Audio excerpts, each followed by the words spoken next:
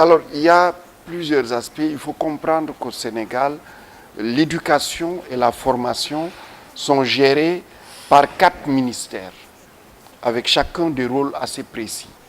Nous avons le ministère qui s'occupe de la petite enfance, qui gère l'Agence nationale de la case des tout-petits, qui est une part de préscolaire communautaire. Nous avons le ministère de l'Éducation nationale, qui gère le préscolaire classique, du primaire, du collège jusqu'au lycée. Ensuite, nous avons à côté de cela le ministère de la formation professionnelle, qui gère toute la formation professionnelle avant le bac. C'est ce ministère qui gère tout ce qui est apprentissage, tout ce qui est valorisation des acquis de l'expérience et accompagnement des apprentis. C'est ce ministère qui gère les centres de formation qui forment au niveau du CAP, au niveau du BEP, au niveau du BT. Mais ce ministère a aussi la particularité de gérer une partie des formations post-bac, qui sont des formations Bac plus 2, qu'on appelle le BTS. À côté de ce ministère, il y a l'enseignement supérieur, qui a une part de formation professionnelle, parce qu'avant les ISEP, nous avions les DUT au niveau des instituts universitaires de technologie. Nous avions aussi à Saint-Louis une formation particulière qui était, en fait, 2 formations particulières. Une qui était le DURIC, le diplôme universitaire réseau informatique de gestion, et nous avions le DUT agroécologie à Saint-Louis. Mais le BTS et le DUT restent quand même des formations qui sont un peu encore avec une part importante de formation de base, je dirais. Or, nous avons vu que les pays qui ont le plus réussi la formation professionnelle, c'est des pays qui forment les jeunes en situation de travail, qui forment des jeunes souvent en alternance entreprise-études et qui aussi utilisent beaucoup de formateurs qui sont des professionnels de l'entreprise ou du milieu socio-économique.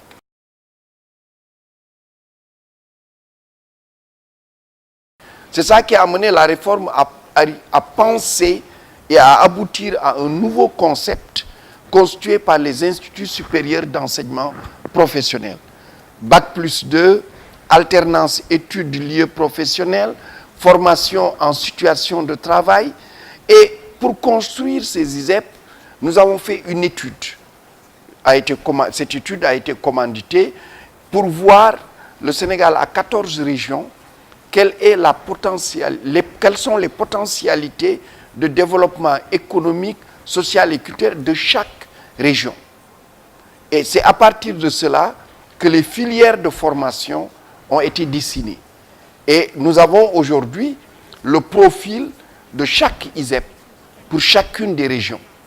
Et les 5 premières régions qui ont été choisies, c'est la région de Thiès.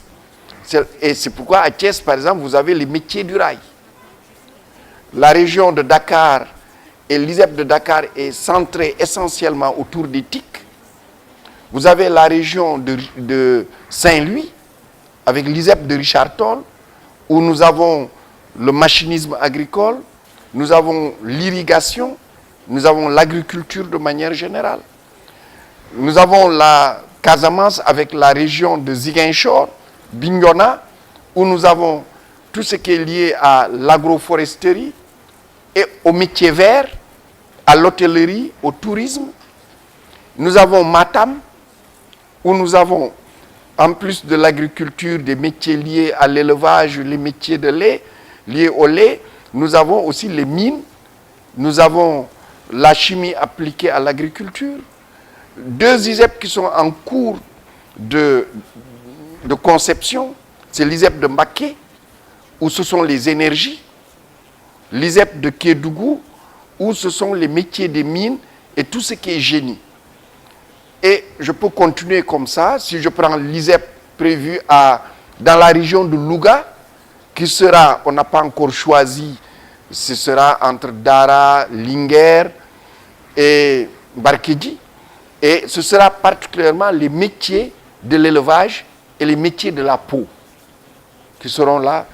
Et l'intérêt des ISEP, c'est que nous allons, à partir des ISEP, avoir un continuum. Autant nous avons un continuum dans la formation générale, c'est-à-dire que vous pouvez faire du préscolaire au doctorat. Nous allons avoir maintenant un continuum aussi dans la formation professionnelle. Vous pouvez aller du CAP jusqu'au doctorat.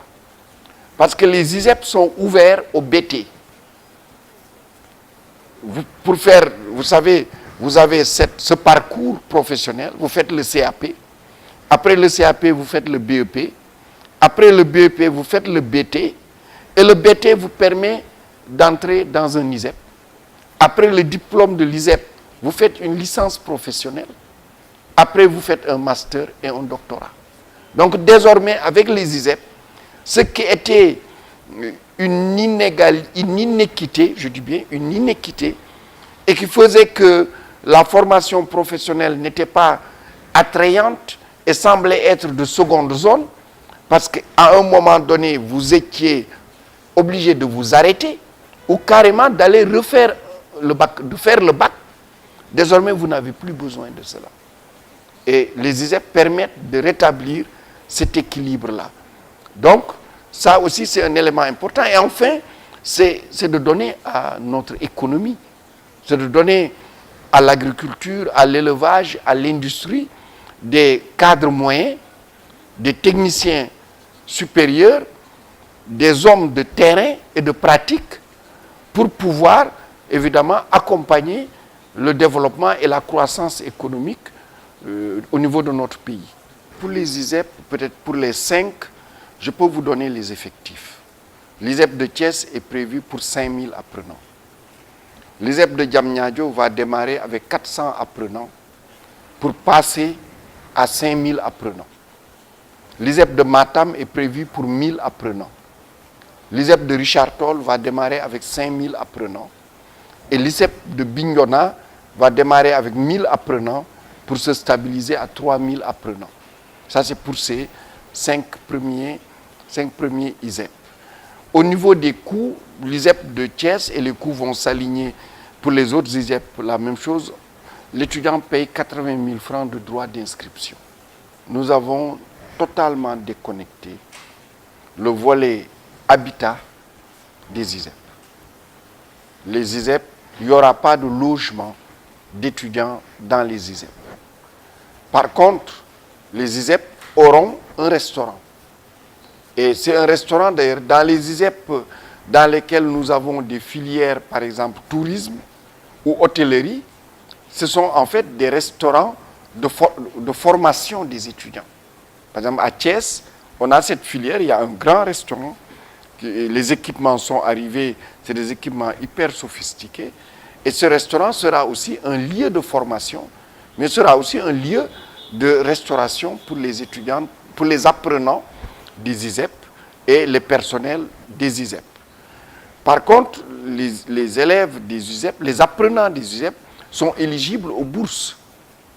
Aujourd'hui, puisque nous n'avons que l'ISEP de Thiès, tous les apprenants de l'ISEP de Thiès ont une bourse entière dès leur arrivée à l'ISEP. La question de santé aussi est prise en charge au niveau de l'ISEP. Chaque ISEP aura un centre médico-social.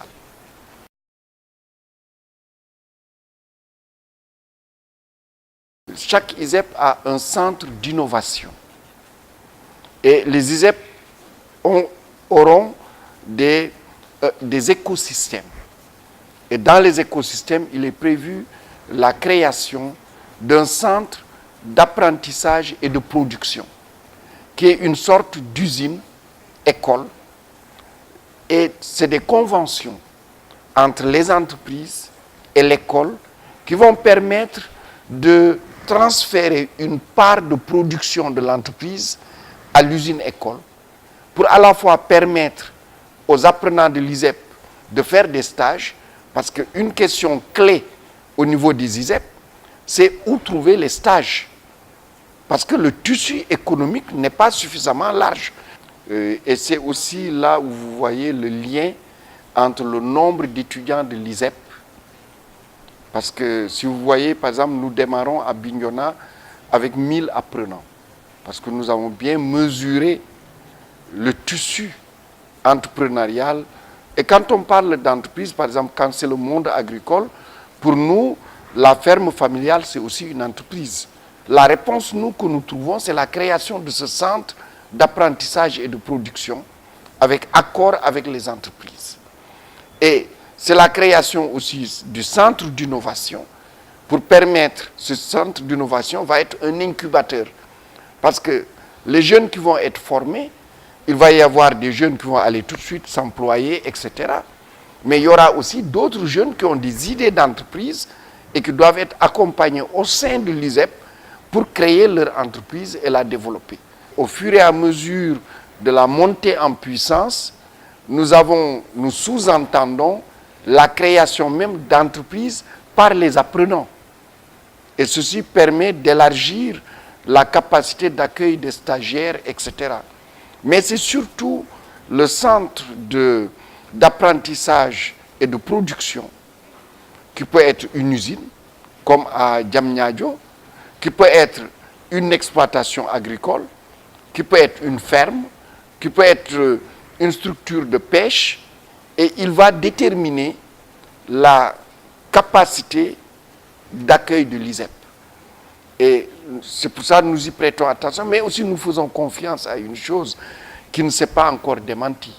Quand vous mettez des structures d'enseignement supérieur quelque part, il y a une dynamique économique forte qui se crée.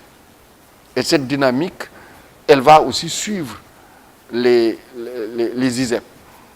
Et comme elles ont suivi les universités, vous voyez les universités qui étaient toutes hors des villes, même Ziguinchor, Saint-Louis, un peu Bambey, mais toutes ces universités sont rattrapées aujourd'hui par les villes et on voit toute une pépinière d'entreprises qui sont installées autour, etc.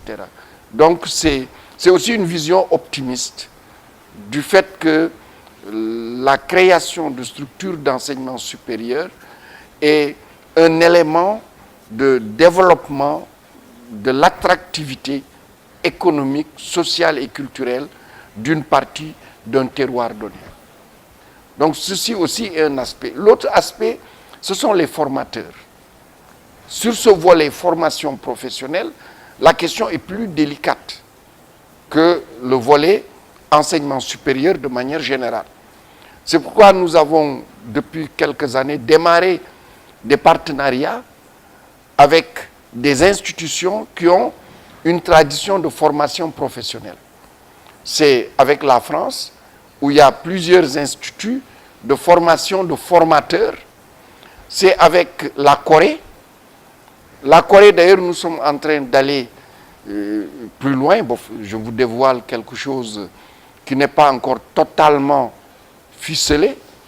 C'est une requête que, comme deuxième phase, parce que vous savez que la coopération coréenne, la COICA, finance l'ISEP de Diamniadio, et ils nous ont sollicité pour financer une deuxième phase.